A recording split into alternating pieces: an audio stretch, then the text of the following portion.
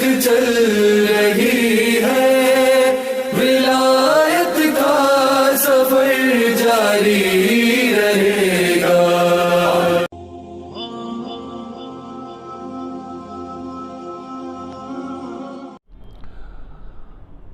اعوذ باللہ من الشیطان اللعین الرجیم، بسم اللہ الرحمن الرحیم، الحمد للہ والصلاۃ علی اہلہا۔ اما بعد، کربلا کے بعد بھی تم سید سجاد ہو، کربلا کے بعد بھی تم سید سجاد ہو، دوسرا ہوتا تو کہہ دیتا خدا کوئی نہیں۔ ناظرین، اس وقت آپ اور ہم مولا امام سجاد علیہ السلام کی شہادت کے مناسبت سے اس خصوصی پیشکش کو آپ کی خدمت میں پیش کر رہے ہیں۔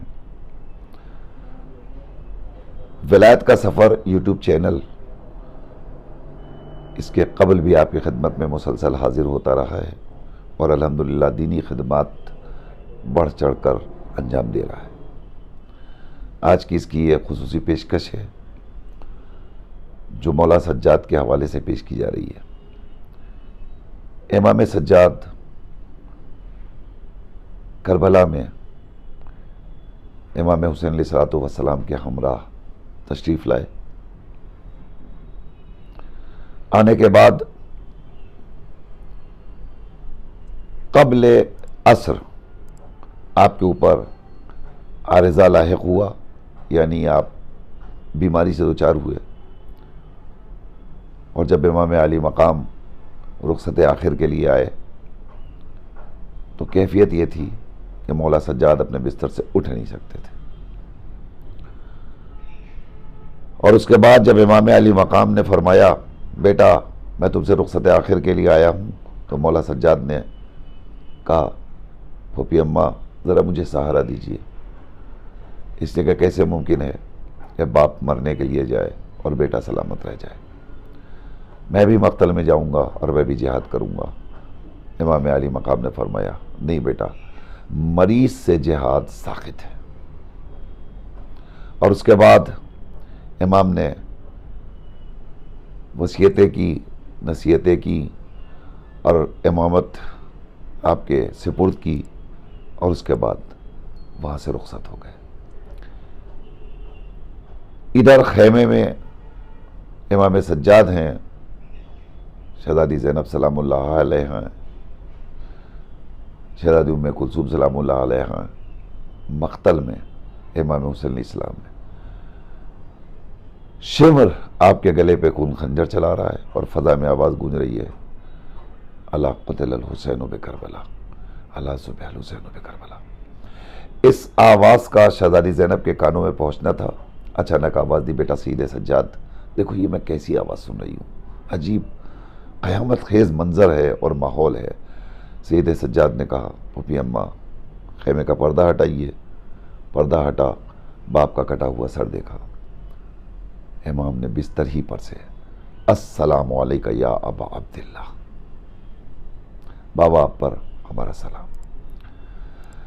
اب وہ سید سجاد جو چند لمحہ پہلے اپنے قدموں سے اٹھ کر باپ کی نصرت کے لیے نہیں جا سکتا تھا، چند لمحات کے بعد اس کے خیموں کو جلا دیا گیا، اس کے بستر کو لوٹ لیا گیا، اس کے پیروں میں بیڑیاں ڈال دی گئیں، ہاتھوں میں ہتکڑیاں ڈال دی گئیں، اسے قیدی اور اسیر بنا لیا گیا، اور اس اسیری کے عالم میں آپ کو کھینچ کر کشاں کشاں لے جایا گیا۔ اب تاریخ شاہد ہے، سید سجاد کے اوپر وزن امامت ہے، منصب امامت ہے، فریضہ امامت کی ادائیگی ہے۔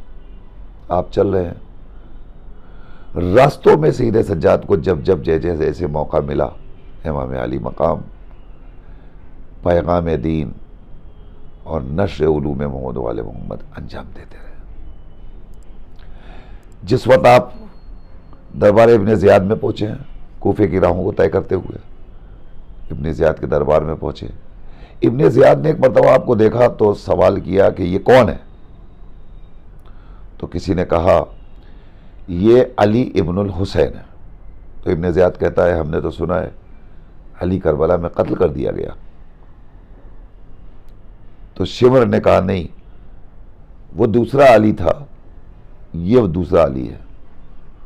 تو ایک مرتبہ ابن زیاد نے سید سجاد کی طرف دیکھ کر پوچھا کہ یہ بتاؤ تمہارے گھر میں کتنے علی ہیں؟ جو قتل ہوا وہ بھی علی اور جو قیدی بنا وہ بھی علی۔ تو مولا سجاد نے فرمایا پروردگار عالم نے اگر میرے بابا کو 100 بیٹے دیے ہوتے تو میرا باپ ہر بیٹے کا نام علی رکھتا۔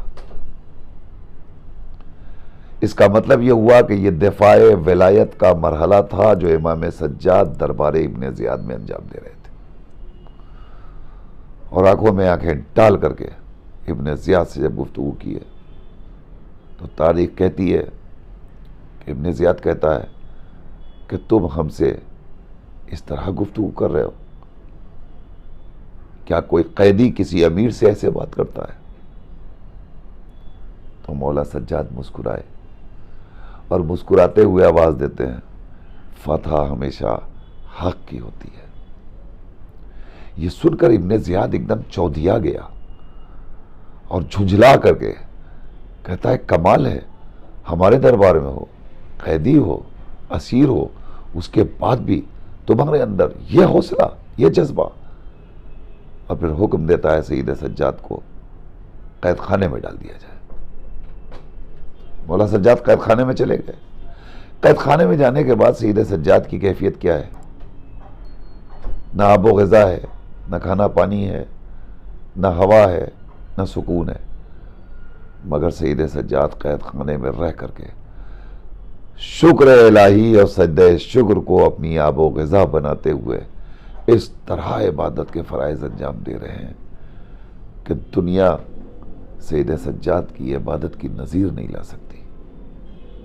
اور یہ کیفیت ہو گئی کہ ایک مرتبہ آپ کو انہی سجدوں کا صلہ تھا جس کے عوض کبھی زین العابدین کے لقب سے ملقب کیا گیا، کبھی سید الساجدین کے لقب سے ملقب کیا گیا۔ سجدوں کے سردار، عبادتوں کی زینت، سید سجاد۔ مولا سجاد کی زندگی میں ایک عمل اور ملتا ہے کہ آپ باپ کی شہادت کے بعد مسلسل گریا کرتے تھے، روتے تھے، آنسو آتے تھے۔ اب جو شخص مسلسل گریا کر رہا ہو بعد شہادت امام حسین علیہ السلام، رو رہا ہو، ظاہر ہے کہ پھر وہ پیغامات کو نشر کیسے کرے گا؟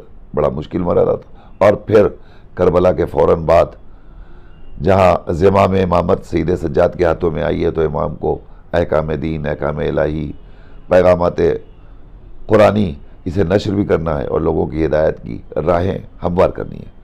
سید سجاد کے لیے کتنا مشکل کام ہے۔ آپ کھل کر کے بول نہیں سکتے، کھل کے تبلیغ نہیں کر سکتے۔ روایت کہتی ہے کہ سید سجاد مسلسل آنسو بہاتے تھے، روتے تھے۔ اب آپ سید سجاد کی دور بینی اور منصب امامت کے فرائض کو ملاحظہ فرمائیے۔ کربلا کے بعد امام سجاد بیٹھے ہوئے ہیں، تھوڑا سا موقع ملا تو آپ نے قرآن کا درس دینا شروع کیا۔ مختلف علاقوں سے لوگ آتے رہے، سید سجاد کے پاس بیٹھ کر قرآن کا درس لیتے رہے۔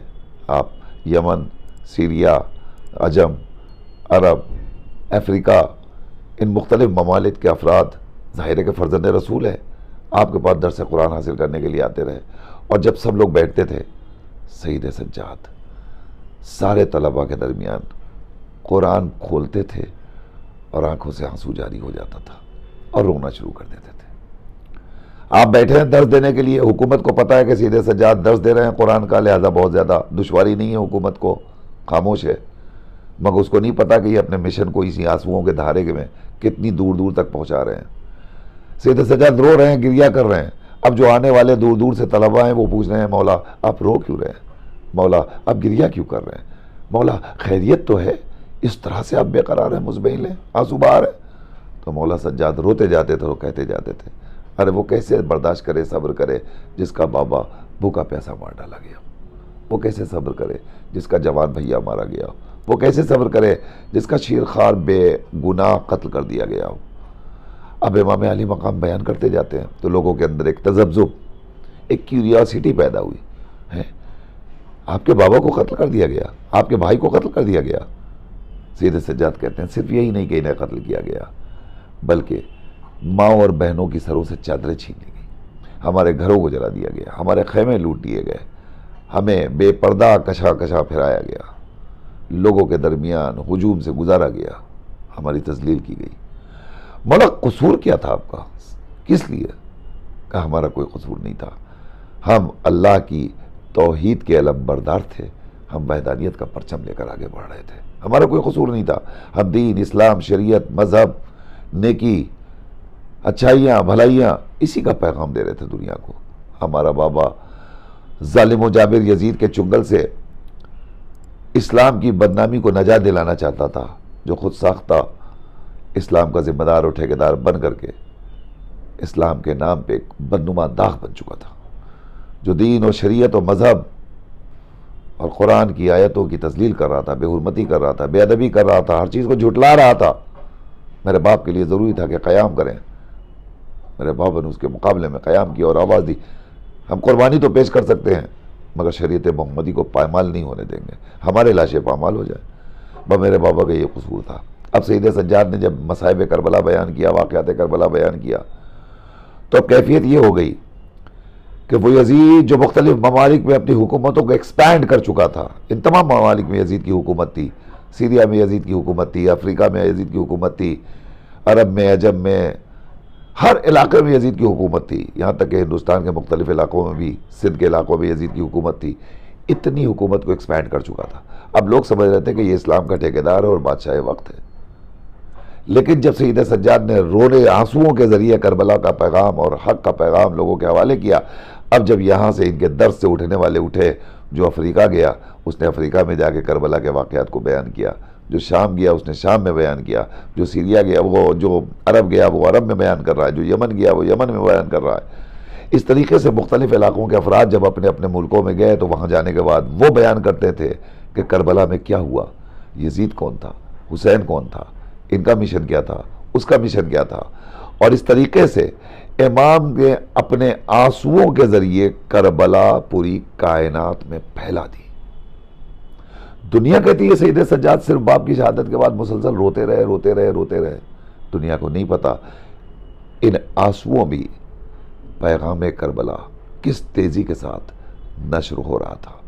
ساری کائنات میں کربلا کے پیغامات پہنچتے رہے اور لوگوں کو واقفیت ہوتی رہی کہ واقعی حق کیا ہے، واقعی باطل کیا ہے، اور اس کے بعد کیفیت یہ ہو گئی کہ دنیا آج حسین کے نام پر سجدے کرتی ہے، یزید کو آج بھی لعنتوں کے طوق سے مزین کرتی ہے۔ سید سجاد کی شخصیت، سیرت، کردار کو آپ محسوس کریں تو انہوں نے کس طریقے سے اپنے منصب کو، اپنے ہدف کو اور اپنے مقصد کو اور اپنے مشن کو دنیا کے حوالے کیا۔ آج جب ان کی شہادت کا موقع آتا ہے تو ہم مولا سجاد کی شہادت کے موقع پر مولا سجاد کی سیرت اور مولا سجاد کے کردار کو دنیا کے حوالے پیش کرتے ہیں، تاکہ دنیا پہچانے کہ کربلا کے بعد سید سجاد کے کاندھوں پر کتنی بڑی ذمہ داریاں تھیں اور ان ذمہ داریوں کو سید سجاد نے کس طرح سے پورا کیا ہے، اور ان سارے عمل میں سید سجاد کی راہوں میں سختیاں آئیں، پریشانیاں آئیں، مصیبتیں آئیں، آپ نے تازیانے کھائے، کانٹے بھرے ہوئے راستوں سے آپ نے گزرنا گوارا کر لیا، مگر اسلام کے مسئلے پہ آپ نے کوئی سمجھوتا نہیں کیا۔ آج پوری کائنات میں جو دین اور اسلام اور مذہب اور شریعت اور لا الہ الا اللہ اور محمد رسول اللہ کا پرچم بلند ہے، اس پرچم کی سر بلندی میں مولا سجاد کا ہاتھ ہے۔ پروردگار ہم سب کی توفیقات میں اضافہ فرمائے کہ ہم سید سجاد کی سیرت کو، زندگی کو پڑھیں، سمجھیں، اسے اپنی زندگی میں اتارنے کی کوشش کریں۔ مولا سجاد کی زندگی کا سب سے بڑا درس عبادت پروردگار، سجدہ پروردگار، شکر پروردگار۔